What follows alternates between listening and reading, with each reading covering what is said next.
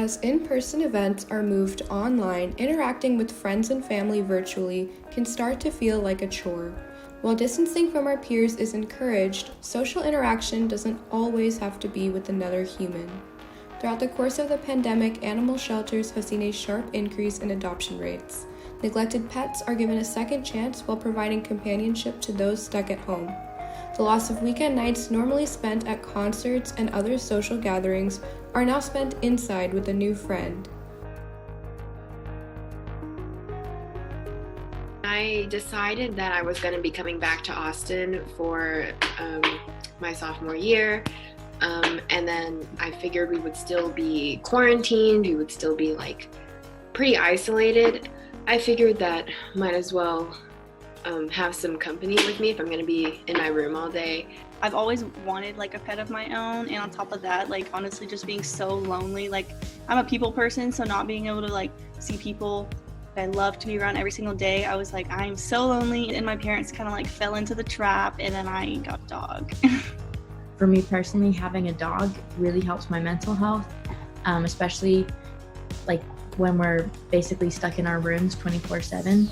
I spent all summer and stuff on Pet Finder and looking through, and then I was I need to do this. This is Bam Bam, by the way.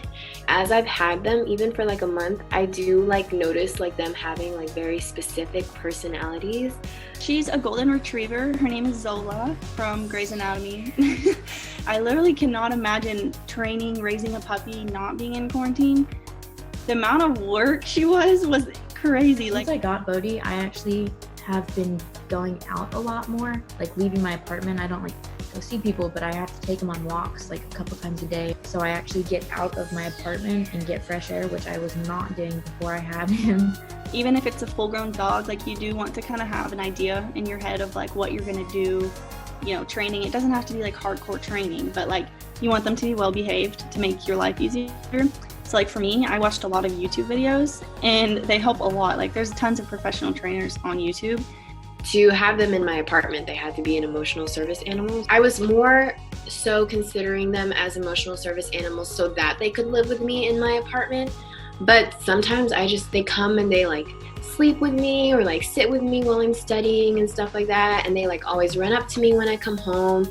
It ended up being they actually are emotional support animals. He's been able to bond to me a lot more than he would have if I had to go to class for hours every day.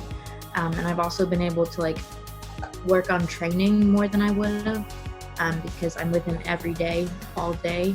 He's just always by my side. It's also just nice to have a companion, someone that is always excited to see you and stuff like that.